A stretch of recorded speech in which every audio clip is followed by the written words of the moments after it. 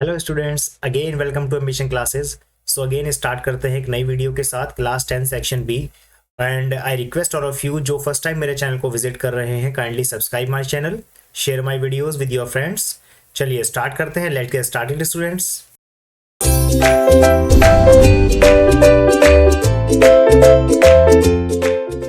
सो student start करते हैं। The question number 21 is the sum of two digit number and the number obtained by reversing the order of its digit is 99। If the digit differ by 3 find the number. एक दो digit के number का question है जिसमें कह रहा है कि एक दो डिजिट का नंबर है, जब उस नंबर को हम रिवर्स करते हैं उसकी डिजिट को, तो जो नंबर हमें प्राप्त होता है उन दोनों का सम करके 99 है और दोनों की डिजिट को डिफर करके आ रहा है 3। तो आपको नंबर फाइंड आउट करना है। तो देखिए सॉल्यूशन किस तरीके से करेंगे। सबसे पहले इस टाइप के क्वेश्चन में जो दो डिजिट के नंबर का क्वेश्चन होता है, मैं एक छोटा सा एग्जांपल लेके आपको एक्सप्लेन करता हूँ। लेट सपोज मैंने एक दो डिजिट का नंबर लिया, जैसे 23। ठीक है, तो 23 को हम फर्दर क्या लिख सकते हैं, 20 + 3 वी कैन राइट। अब इस 20 को मैं फर्दर इलेबोरेट कर देता हूँ, विच इज 10 × 2 + 3। तो यहाँ से आपको एक चीज समझ आ रही होगी कि जो डिजिट मेरी टेंस प्लेस पे है, यानी कि 2 मेरा टेंस प्लेस पे है, तो उसको मैंने 10 से मल्टीप्लाई किया है। ठीक है, और जो नंबर मेरा यूनिट प्लेस पे है मैंने उसको 1 से मल्टीप्लाई कर दिया है। ठीक है, तो here it is the number is 20 + 3 यानी कि 23। तो यहां से मुझे एक चीज समझ में आती है कि जो नंबर मेरा जिस प्लेस पे होगा हम उसको उससे मल्टीप्लाई कर देंगे। एग्जाम्पल के तौर पर हम ये भी देख सकते हैं, लेट सपोज अगर कोई मेरे पास 3 डिजिट का नंबर है, लेट सपोज मेरे पास है 1 2 3, तो मैं इसको क्या लिख सकता हूं, सिंपली वी कैन राइट 100 + 20 + 3। तो सिंपली मैं इसको कह सकता हूं, 100 को मैं क्या लिख सकता हूं, 100 × 1 + 10 × 2 + 3 × 1। सो हेयर इट इज, आप यहाँ पे देख सकते हैं कि जो नंबर जिस प्लेस पे है मैंने उसको उसी डिजिट से मल्टीप्लाई किया है। ये जो 1 है मेरा, ये 100 प्लेस पे है तो इसलिए मैंने उसको 100 से मल्टीप्लाई किया। जो मेरा 2 आ रहा है 10 प्लेस पे है तो मैंने उसको 10 से मल्टीप्लाई किया, और जो मेरा 3 आ रहा है वो 1 प्लेस पे है तो मैंने उसको 1 से मल्टीप्लाई किया। ठीक है, तो अब इसी क्वेश्चन को भी हम इसी तरीके से करेंगे। फर्स्ट ऑफ ऑल हम इसमें क्या एज्यूम कर लेते हैं, लेट द यूनिट डिजिट। सबसे पहले मैंने एक यूनिट डिजिट को इसमें एज्यूम कर लिया कि जो किसी नंबर की यूनिट डिजिट होगी वो x हो जाएगी, और जो मेरी 10th डिजिट होगी उस नंबर की, उसको मैंने लेट सपोज y कह दिया। ठीक है, तो अब आप ये देखिए कि नंबर मेरा क्या बन जाएगा, नंबर। तो नंबर कैसे बनाते हैं, जो 10th प्लेस पे डिजिट है हम उसको 10 से मल्टीप्लाई करेंगे, तो simply we can write 10y + x। क्योंकि मैंने 10th डिजिट को y लिया है इसलिए मैंने इसको 10 से मल्टीप्लाई किया और उसमें यूनिट डिजिट को ऐड कर दिया। ठीक है, अब आगे देखते हैं नेक्स्ट कंडीशन क्या है, the number obtained by reversing the order of its digit. इसका कहने का मतलब ये है कि जो हमने यूनिट डिजिट ली थी अब उसको हम 10th डिजिट बनाएंगे, और जो 10th डिजिट ली थी उसको यूनिट डिजिट बनाएंगे। सो हम डायरेक्टली मैं लिख रहा हूं, the number obtaining by reversing the digit. तो इसमें जब हम इस नंबर की सारी दोनों डिजिट को रिवर्स कर देंगे तो हमारा नंबर क्या बन जाएगा, 10x + y। 10x + y इसलिए हो जाएगा क्योंकि जो पहले x था यूनिट प्लेस पे वो 10th प्लेस पे पहुंच गया, तो 10 × x हो जाएगा, और उसमें यूनिट डिजिट क्या बन जाएगी, y बन जाएगी, तो वो हमने ऐड कर दी है। तो अकॉर्डिंग टू द क्वेश्चन, अब इसमें जो कंडीशन दे रखी थी फर्स्ट वाली की दोनों नंबर का सम करके 99 आएगा। So that y we can write 10y + x + 10x + y = 99। इसको सॉल्व कर लेते हैं तो कितना आ जाएगा, 11x + 11y = 99। अब यहां से मैं 11 कॉमन ले लेता हूं, तो x + y = 99, and now 11 9s are 99, so simply we can write x + y = 9. This is the equation number 1 we can say. Okay, and the second condition is given to you, which is if the digits differ by 3 find the number। तो digits जो है वो differ by 3 है, तो उस case में मैं एक इक्वेशन बना लेता हूं, x - y = 3। This is the equation number 2। ठीक है, अब क्योंकि इसमें जो मैंने x - y = 3 लिया है, आप y - x भी ले सकते हो क्योंकि हमें ये नहीं बताया है कि कौन सा नंबर इसमें बड़ा है। ठीक है, सो दोनों इक्वेशंस को सॉल्व कर लेते हैं। y से y cancel out, x + x 2x हो जाएगा, 9 + 3 कितना हो जाएगा, 12, 2 6 12। तो x की वैल्यू मेरे पास क्या आ चुकी है, 6। अब इस x की वैल्यू को मैं क्या करता हूं, from equation first, equation number first में मैंने x की वैल्यू को पुट ऑन किया, तो 6 + y = 9 एंड y = कितना आ जाएगा, 9 - 6 दैट विल बी 3। तो यहां से हमें क्या निकालना है, नंबर निकालना है। तो नंबर कितना हो जाएगा, नंबर इज इक्वल टू जो 10y + x था हमारे पास, दैट विल बी 10 × y, यानी कि 3 + x कितना है मेरे पास, 6 है, तो कितना हो जाएगा 30 + 6 यानी कि 36। 36 is the number. Okay students, so this is the question जिसको हम इस तरीके से सॉल्व करेंगे। कोई भी 2 डिजिट का क्वेश्चन आपको आता है तो आपको इसी तरीके से सॉल्व करना है। और बेटा अगर क्वेश्चन के रिगार्डिंग कोई भी डाउट है तो कमेंट बॉक्स में कमेंट कीजिए, ठीक है students. Okay, move on to the next question, the question number 22। So the question number 22 is, each year a tree grows 5 centimeter less than it grew the preceding year. If it grew by 1 meter in the first year, then in how many years will it have ceased growing?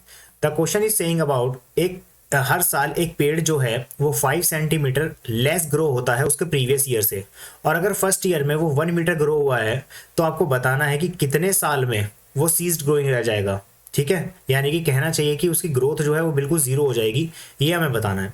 तो सबसे पहले आप देख सकते हैं कि जो इसका सॉल्यूशन होगा, बिकॉज क्या है कि ये हमारा अर्थमेटिक प्रोग्रेशन का क्वेश्चन है, तो इसमें देख सकते हैं कि फर्स्ट ईयर के लिए हमें 1 मीटर दे रखा है, ठीक है, तो 1।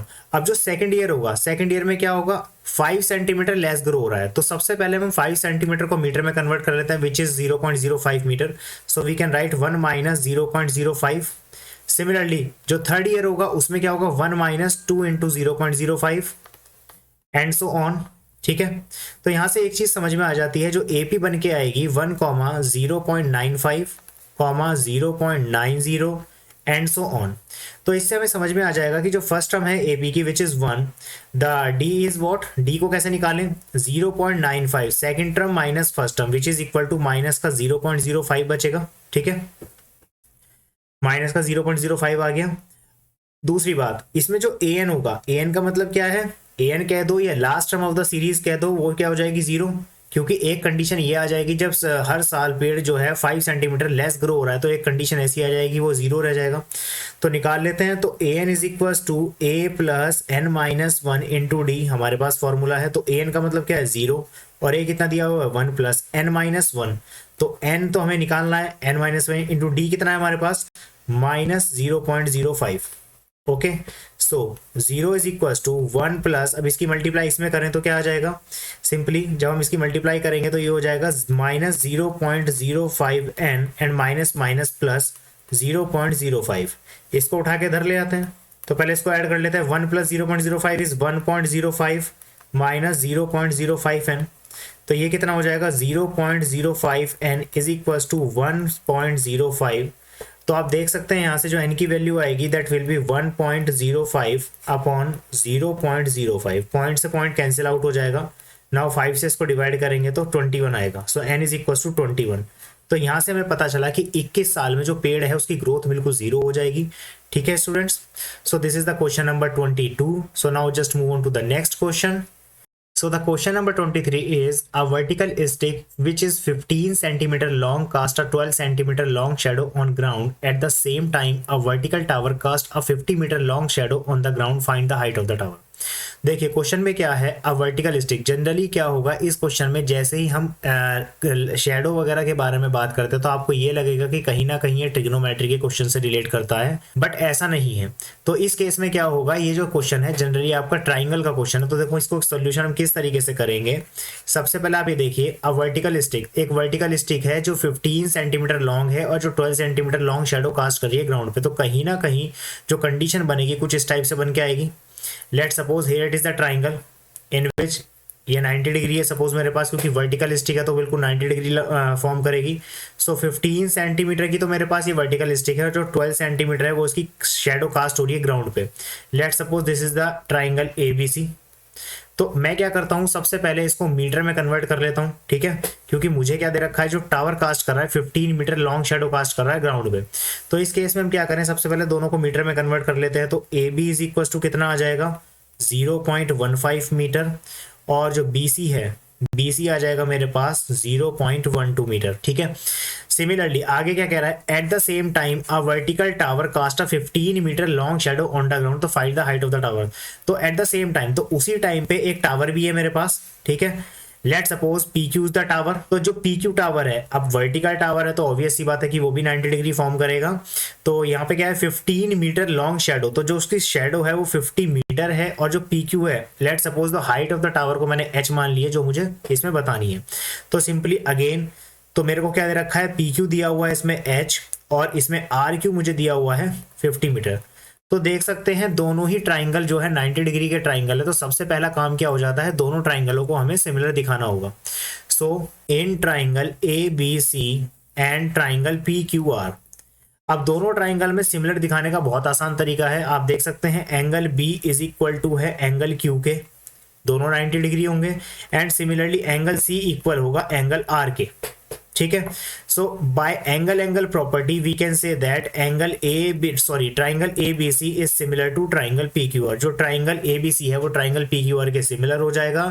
सो जैसे ही दो ट्राइंगल सिमिलर हो जाते हैं तो उनके कॉरस्पॉन्डिंग एंगल इक्वल होते हैं और उनकी कॉरस्पॉन्डिंग साइड प्रोपोर्शन होती है। तो यहां से हम क्या लिख सकते हैं, a b upon p q is equal to b c upon r q.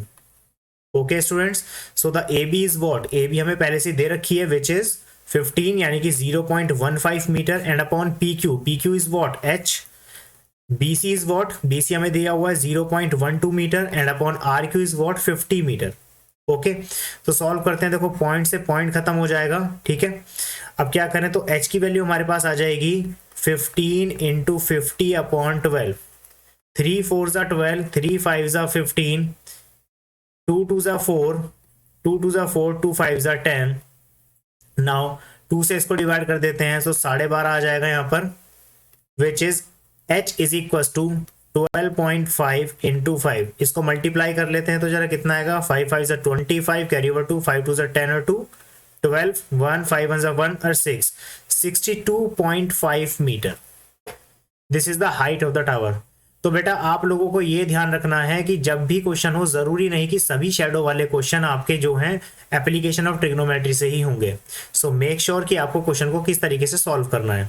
Okay students, I hope कि सॉल्यूशन सबको क्लियर है। अगर कोई भी डाउट है तो बेटा कमेंट बॉक्स में कमेंट कीजिए। 23 का जो और पार्ट है अब इसके बारे में बात करेंगे। In the adjacent figure if q t upon p r is equal to q r upon q s and angle 1 is equal to angle 2, prove that triangle P Q s similar to triangle T Q r. हमें दोनों को similar दिखाना है। तो इसके लिए हम क्या करेंगे, सबसे पहले देखिए इसका जो सॉल्यूशन है, एक जो फिगर आपको दी हुई है ऑलरेडी उसमें एंगल 1 और एंगल 2 आपस में इक्वल दे रखे हैं। तो हम जो ट्राइंगल पी क्यू आर है हम उसको क्या बता सकते हैं, the triangle P Q are is an isosceles triangle. Angle 1 equal है एंगल 2 के, सो जो ट्राइंगल पी क्यू आर हो जाएगा वो हो जाएगा आइसोसेलस। ठीक है स्टूडेंट्स, तो जैसे ही आइसोसेलस हो जाएगा यहां से मैं एक कंडीशन कह सकता हूं कि जो पी क्यू है वो किसके इक्वल हो गई, पी आर के इक्वल हो गई। इसको मैंने इक्वेशन नंबर 1 कह दिया suppose. Now the next is, आपको जो कंडीशन गिवन दे रखी है that is q t upon p r is equal to q r upon q s, ये आपको गिवन दिया है। ठीक है, तो सबसे पहले हम क्या देखें, Q t upon p are, Q t upon p are, ठीक है, और Q r upon q S. तो हमें सिंपल थोड़ा सा चेंज करना है, वो क्या, हम इसमें ये लिख सकते हैं q t upon p are की जगह पे मैं क्या लिख सकता हूं, पी क्यू लिख सकता हूं, because p r is equal to है पी क्यू के, and q r upon q s. यहाँ पे हम रीजन डाल देंगे फ्रॉम फर्स्ट इक्वेशन से। सो आप देख सकते हैं q t upon p q is equal to q r upon q s. Okay, तो हमें क्या हो गया, दोनों ट्राइंगल की जो कॉरस्पॉन्डिंग साइड्स हैं वो प्रोपोर्शन में मिल चुकी हैं। और आप एक चीज यहाँ पे नोटिस करेंगे कि दोनों ही केस में जो एंगल क्यू है, एंगल क्यू इक्वल है एंगल क्यू के, दोनों ही ट्राइंगल में ये एंगल हमारा कॉमन आ रहा है। तो हम यहाँ से क्या कह देंगे, by side angle side criteria rule, side angle side से हम क्या कह देंगे, दोनों ही ट्राइंगल सिमिलर हो जाएंगे। So triangle P Q S is similar to triangle T Q R. Okay students, so this is the solution of the question in which आपको क्या करना था, दो ट्राइंगलों को सिमिलर दिखाना था। ठीक है बेटा, सो चलते हैं नेक्स्ट क्वेश्चन की तरफ, question number 24। So student the question number 24 is if sin theta plus cos theta is equal to √2 prove that tan theta plus cot theta is equal to 2। तो हमें ये प्रूव करना है, और जो इसका क्वेश्चन हमें चॉइस में दिया हुआ है that will be prove that this is equal to this. तो देखिए सबसे पहले हम देखते हैं इसका सॉल्यूशन क्या होगा। आपको दिया हुआ है sin theta plus cos theta is equal to 2। तो जो सबसे पहले कंडीशन गिवन दे रखी है उसी से हम सॉल्यूशन करते हैं। सबसे पहले मैं दोनों तरफ का स्क्वायर कर रहा हूँ। दोनों तरफ का स्क्वायर करने पे क्या आएगा, a plus b to the whole square is sine square theta plus cos square theta plus 2 sine theta cos theta is equal to 2। Sine square theta plus cos square theta में पता है 1 होता है, 1 plus 2 sine theta cos theta is equal to कितना आ जाएगा, 2 आ जाएगा।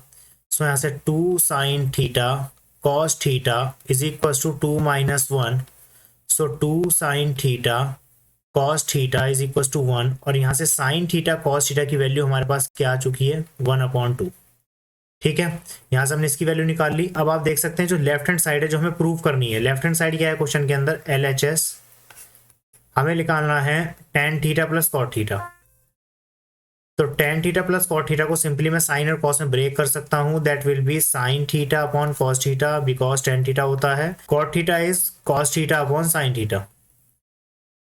ठीक है students, so sine theta upon cos theta, यहां से हम देख सकते हैं दोनों का पहले एक बार एलसीएम ले लेते हैं, साइन थीटा कॉस थीटा, और यहां से क्या आ जाएगा sine square theta plus cos square theta. तो sine square theta cos square theta 1 होता है, और साइन थीटा कॉस थीटा की वैल्यू निकाल चुके हैं 1/2, तो ये 2 हमारा ऊपर चला जाएगा, that will be 2 which is equal to right hand side. Okay students, तो क्वेश्चन काफी इजी था, इसमें ज्यादा कुछ नहीं करना था। अब इसका और वाला क्वेश्चन देख लेते हैं। जो हमारे पास और वाला क्वेश्चन है वो क्या है, हमें दे रखा है 1 plus 1/tan square a into 1 plus 1/cot square a is equal to 1/sin square a minus sine की पावर 4 है, हमें ये प्रूव करना है। तो लेफ्ट हैंड साइड में लेकर चल रहा हूँ क्वेश्चन के अंदर 1 plus 1/tan square a into 1 plus 1/cot square ए।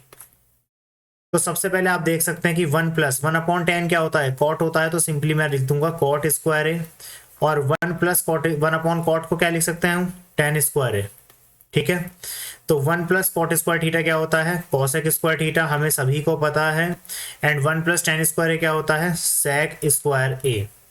ठीक है स्टूडेंट्स, तो यहाँ से क्या करें, सबसे पहले अब आप देखिए कि आपको RHS पे क्या लेना है। RHS पे मेरा क्वेश्चन साइन में आ रहा है, तो मैं इसको सिंपली क्या करता हूँ, सबसे पहले कॉसेक को मैं ब्रेक कर लेता हूँ 1/sin स्क्वायर ए में, और जो मेरा सेक स्क्वायर है उसको क्या लिख सकते हैं 1/cos square A. Okay, because right side पे जो वैल्यू आ रही है वो साइन में आ रही है, तो इसलिए कॉस को हम साइन के आइडेंटिटी में चेंज करेंगे। सो 1/sin स्क्वायर ए इंटू जो कॉस स्क्वायर है इसको लिख सकते हैं 1 माइनस साइन स्क्वायर ए।